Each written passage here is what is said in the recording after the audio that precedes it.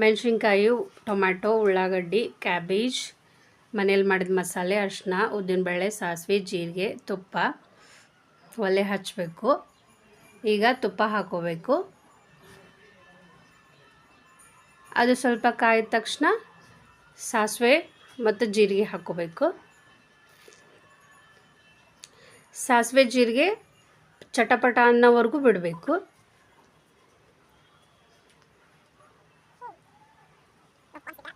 ಈಗ ಜೀರಿಗೆ ಹಾಕ್ತಾಯಿದ್ದೀನಿ.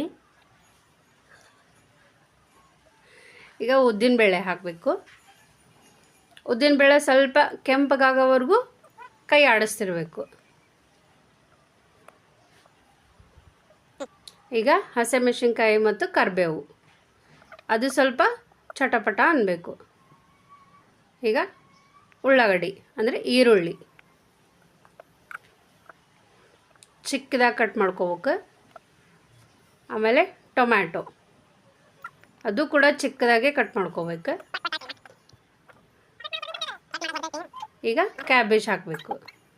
ಎಲ್ಲನೂ ನೀಟಾಗಿ ಹಾಕಿ ಸ್ವಲ್ಪ ಫ್ರೈ ಆಗೋವರೆಗೂ ಕೈ ಆಡ್ತಿರ್ಬೇಕು.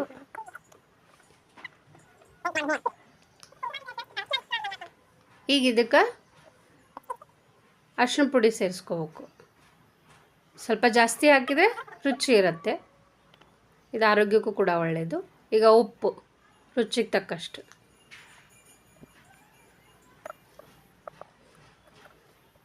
ಎಲ್ಲ ಚೆನ್ನಾಗಿ ಮಿಕ್ಸ್ ಮಾಡ್ಕೋಬೇಕು. ಈಗ ಸ್ವಲ್ಪ ಸಕ್ಕರೆ ಜಾಸ್ತಿ ಬೇಕಿದ್ರೆ ಹಾಕ್ಕೋಬೋದು. ಈಗ ಕೊನೆಯದಾಗಿ ಅನ್ನ ಸೇರಿಸ್ಕೋಬೇಕು. ಈಗ ಫ್ಲೇಮು ಬಂದ್ ಮಾಡಿಬಿಡ್ಬೇಕು. ಯಾಕಂದರೆ ಅನ್ನ ಬಿಸಿ ಇರೋದ್ರಿಂದ ಹಾಗೆ ಕಲಿಸ್ಕೊಂಡ್ರೆ ನಡೆಯುತ್ತೆ.